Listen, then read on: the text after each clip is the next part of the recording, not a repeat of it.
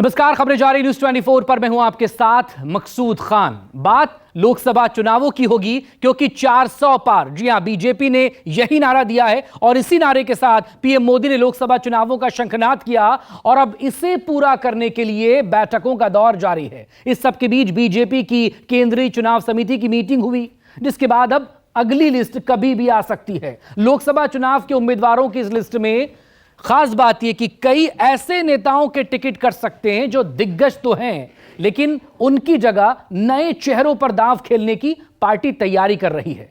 तो इस लिस्ट में कितने ट्विस्ट होंगे और सस्पेंस के माहौल में कितने नेता टेंस्ड हैं, ये रिपोर्ट देखिए और जानिए आखिर किस पर है मोदी को डाउट और कौन कौन हो सकता है 24 की रेस से आउट। अब की बार 400 पार। ऐ बार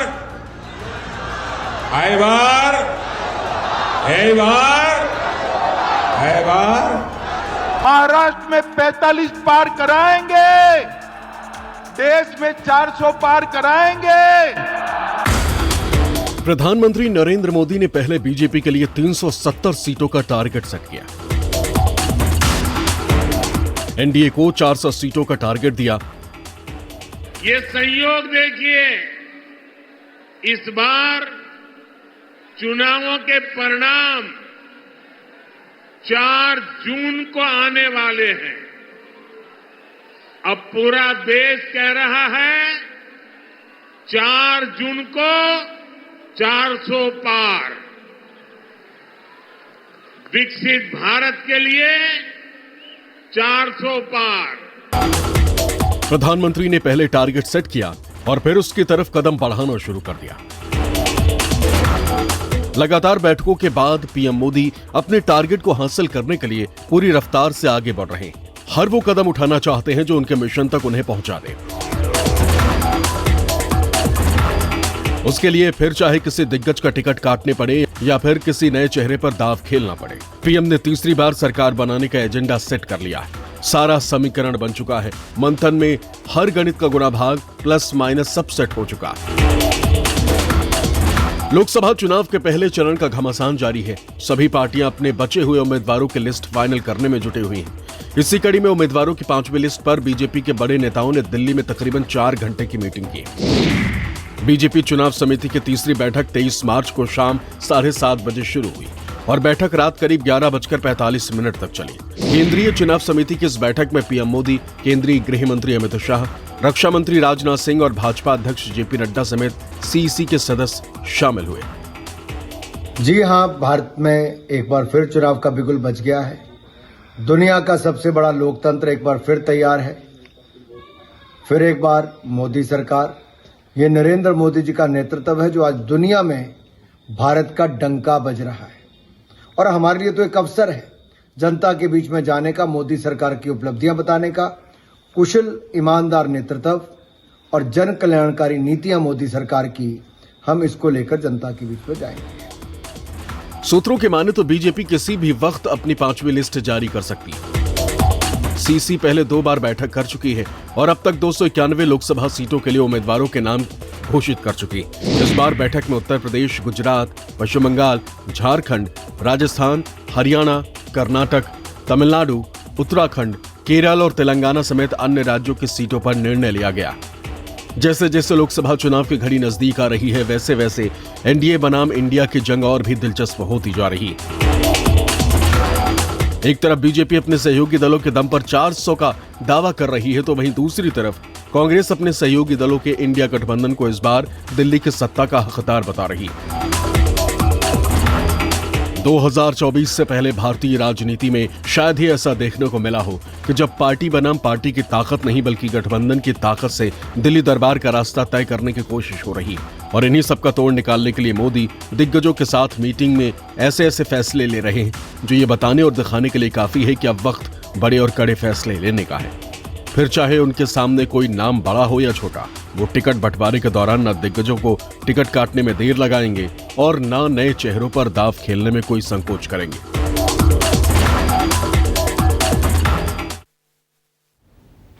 तो ट्विस्ट नजर आ रहे हैं इस लिस्ट में और जल्दी ये लिस्ट आपके सामने होगी, लेकिन फिलहाल किसका टिकट कट सकता है और मौका किसे मिल सकता है ये समझिए। सबसे पहले दिल्ली के करीब गाजियाबाद लोकसभा सीट की बात होगी, उत्तर प्रदेश में पड़ता है। यहां से 2014-2019 में जनरल वीके सिंह चुनाव जीते, उनका टिकट कट सकता है। हालांकि उन्होंने कुछ देर पहले ही ट्वीट करके यह साफ कर दिया कि वो चुनाव नहीं लड़ने जा रहे हैं, यानी कि टिकट नहीं मिलने जा रहा है, वही जो गौतम गंभीर ने किया था और दिल्ली से डॉक्टर हर्षवर्धन ने किया था। बहरहाल यहां पर अतुल गर्ग को मौका मिल सकता है गाजियाबाद लोकसभा सीट से। अगला नंबर देखते हैं किसका है। अगला नंबर है पीलीभीत से वरुण गांधी, यहां से मौजूदा सांसद हैं। वरुण गांधी 2019 का चुनाव यहीं से लड़े थे, उनकी जगह जितिन प्रसाद को यहां से मौका मिल सकता है। जितिन प्रसाद कांग्रेस छोड़कर बीजेपी में आए थे, आपको पता ही होगा, सांसद भी रह चुके हैं 2009 में। हाथरस सीट जहां पर राजवीर दिलेर का टिकट कट सकता है और यहां से टिकट मिल सकता है अनूप वाल्मीकि को, ये सूत्र ऐसा बता रहे हैं। संघमित्रा मौर्य स्वामी प्रसाद मौर्य की बेटी हैं, बदायूं से सांसद हैं, उनका टिकट कट सकता है। और वजह लगातार इस तरह की बयानबाजी और जो विवाद पिछले दिनों देखा है, यहां से बीजेपी दिग्विजय सिंह शाक्य को उम्मीदवार बना सकती हैं। इस सब के अलावा जयपुर ग्रामीण लोकसभा सीट, जहां से रामचरण बोहरा का टिकट कट सकता है और राव राजेंद्र या फिर तेज सिंह राठौर यहां से उम्मीदवार हो सकते हैं। ये अब राजस्थान की हम बात कर रहे हैं। इस सब के अलावा प्रयागराज से रीता बहुगुणा जोशी सांसद हैं, उनका टिकट कट सकता है। बलिया से वीरेंद्र सिंह मस्त का टिकट यहां पर काटा जा सकता है और गंगानगर से निहाल चंद की जगह कोई नया उम्मीदवार हमें दिखाई दे सकता है। ये तमाम एक के बाद एक वो चेहरे हैं। अगर और मौका किसे मिल सकता है, देखिए अब ये देखिए, पुरी से संबित पात्रा, हालांकि 2019 का लोकसभा चुनाव उन्होंने लड़ा था, हार गए थे। सुल्तानपुर से मेनका गांधी रिपीट हो सकती है, उनके बारे में कहा जा रहा है कि रिपोर्ट अच्छी है वहां पर उनके काम को लेकर। संबलपुर से धर्मेंद्र प्रधान वापस से यहां पर इस लिस्ट में देखे जा सकते हैं, नई लिस्ट जो बीजेपी की तरफ से आएगी।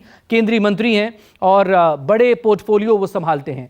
भुवनेश्वर से अपराजिता सारंगी रिपीट हो सकती हैं। बरेली से छत्रपाल गंगवार हैं, सहारनपुर से राघव लखनपाल हैं। तो ये तमाम वो चेहरे जिनको आप देख रहे हैं कि ये वापस से रिपीट हो सकते हैं, मौका इन्हें मिल सकता है। अलीगढ़ से सतीश गौतम हैं, मौजूदा सांसद हैं, हालांकि बहुत विवादों में भी रहे हैं एमयू को लेकर खासतौर पर। इधर जयपुर शहर से पूजा कपिल मिश्रा, मुरादाबाद से सर्वेश कुमार, ये वो तमाम चेहरे और नाम हैं जो कि आपको नजर आ सकते हैं बीजेपी की इस नई लिस्ट में।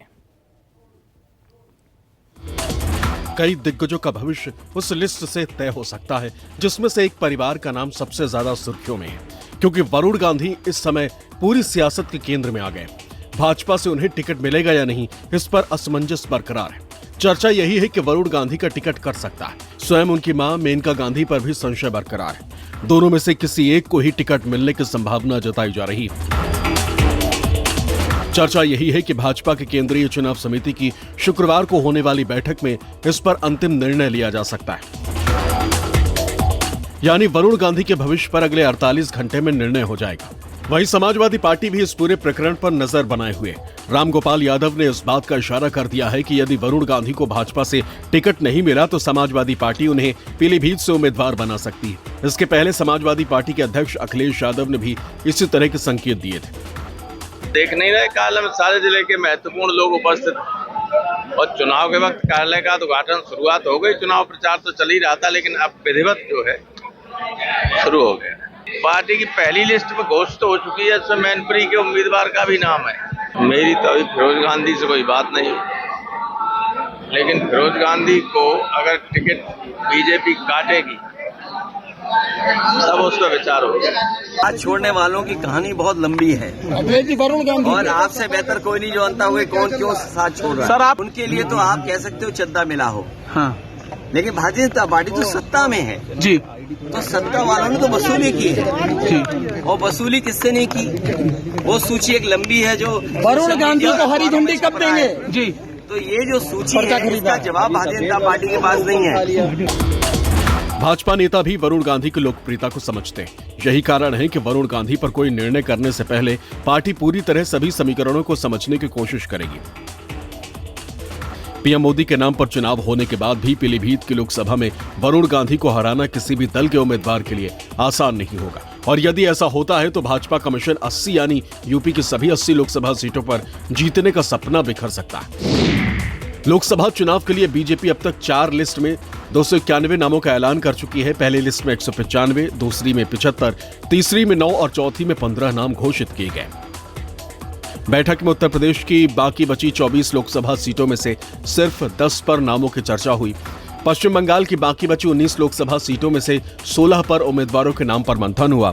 लिस्ट में बिहार के पहले फेज में होने वाले चुनाव के लिए लोकसभा कैंडिडेट के नाम का ऐलान हो सकता है। इस बार के लोकसभा चुनाव में बीजेपी नए कलेवर के साथ उतरने के मूड में है। ज्यादातर सांसदों, मंत्रियों का टिकट कट सकता है, जिसकी शुरुआत होते हुए सब देख रहे हैं। लेकिन ऐसे कयास क्यों? इसे 4 खबरें पुख्ता करती हैं। पहली खबर है कि इस बार 60 से 70 सांसदों का टिकट कट सकता है। दूसरी खबर है कि यूपी, बिहार समेत कई राज्यों से आने वाले कुछ मंत्रियों के टिकट भी कट सकते हैं। तीसरी खबर है कि आखिरी कैबिनेट बैठक के बाद मंत्रियों के टिकट कटने की खबर आ सकती है। चौथी खबर है कि लगातार 2 बार जीत चुके और उम्र दराज हो चुके सांसदों को बाहर कर नए उम्मीदवार बनाए जा सकते हैं।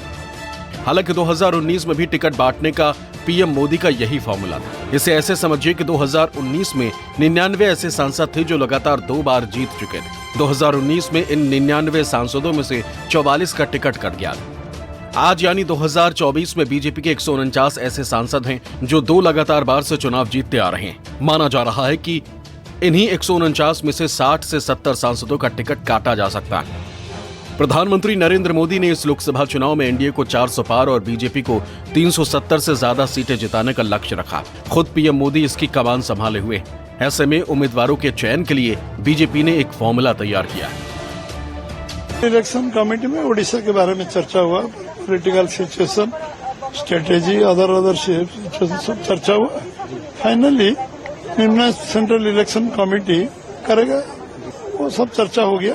फिर निर्णय तो सेंट्रल इलेक्शन कमेटी करेगी जी। और कब तक उम्मीद करें कि रिजल्ट रहेगा? ये सेंट्रल इलेक्शन कमेटी का ऊपर निर्भर। आगामी लोकसभा चुनाव के लिए मिशन 400 की तैयारी में भारतीय जनता पार्टी न सिर्फ सीटों पर ध्यान दे रही है बल्कि देश के हर कोने में खुद को मजबूत करने में जुटी है। यही वजह है कि अब वो अपने लिए सही सहयोगी को अपने पाले में लाने की जुगत में है। बीजेपी आक्रामक तरीके से दक्षिण में पैठ बनाने की कोशिश कर रही है, जहां कर्नाटक को छोड़कर भगवा पार्टी की मौजूदगी उम्मीद के मुताबिक नहीं रही। 5 दक्षिणी राज्यों में तमिलनाडु, आंध्र प्रदेश, कर्नाटक, केरल और तेलंगाना और केंद्र शासित प्रदेश लक्षद्वीप की 130 सीटों में से भाजपा 2019 के लोकसभा चुनावों में केवल 29 सीटें जीत सकी थी। इनमें से 25 कर्नाटक से और 4 तेलंगाना की सीटें शामिल हैं। बीजेपी को 2019 में तमिलनाडु, केरल और आंध्र प्रदेश में कोई सीट नहीं मिली। यही वजह है कि बीजेपी का मुख्य फोकस दक्षिण भारत की 84 सीटों पर है, जिन्हें कमजोर श्रेणी की सीटें घोषित की गई, जिन पर पार्टी ने कभी जीत दर्ज नहीं की है। ऐसे में अगर पार्टी को बीजेपी के लिए 370 और एनडीए के लिए 400 प्लस सीटों का लक्ष्य हासिल करना है तो ये संख्या महत्वपूर्ण है। और यही वजह है कि पीएम मोदी लगातार दक्षिण के राज्यों में सक्रिय हैं और एनडीए की ताकत बढ़ाने में लगे। उधर त्रिपुरा का मुख्य विपक्षी दल टिपरा मोथा लोकसभा चुनाव से पहले भारतीय जनता पार्टी के नेतृत्व वाली सरकार में शामिल हो गए। साथ ही टिपरा मोथा के नेता अनिमेश देव बर्मा, पार्टी विधायक बृषकेतु देव बर्मा ने भाजपा के नेतृत्व वाली सरकार में मंत्री पद की शपथ ली। 60 सदस्यीय विधानसभा में टिपरा मोथा के 13 विधायक हैं और उन्हें 2 मंत्री पद मिलने की संभावना है। वहीं बीजेपी सरकार में शामिल होने के साथ ही ये बात साफ हो गई है कि अब त्रिपुरा की 2 लोकसभा सीटों पर एनडीए की ताकत बढ़ गई। 2019 के चुनाव में भी बीजेपी ने यहां दोनों सीटों पर जीत दर्ज की थी। एनडीए की बढ़ती ताकत ने इंडिया गठबंधन के टेंशन का मीटर अप कर दिया। 22 लोगों के पास उतना ही धन है जितना हिंदुस्तान के 70 करोड़ लोगों के पास है। सब कुछ देखा है मैंने, सब समझता हूं।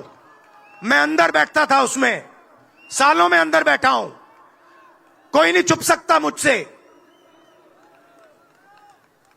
और मुझे दबा भी नहीं सकते हैं। मोदी जी को दबा सकते हैं। राहुल गांधी जी के नाम पे वोट लेंगे, भाजपा से डीलिंग कर लेंगे। शिवसेना उद्धव जी के नाम पे वोट लेंगे, भाजपा से डीलिंग कर लेंगे।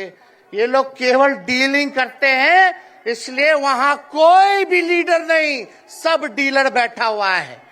और जो डरे डरे लोग गए, अच्छा हुआ चले गए, उससे कोई फर्क पड़ने वाला नहीं है। हमको कितना भी मिटाने का कोशिश करोगे, फिर से हम कारवा बनाने का हौसला रखते हैं। एनडीए हो या फिर इंडिया गठबंधन, दोनों दलों में अपने कुनबे को मजबूत करने का खेल चल रहा है। ऐसे में किसका पलड़ा कितना भारी है, किसे गठबंधन का लाभ होगा और किसे नुकसान, ये तो देश का मतदाता ही तय करेगा।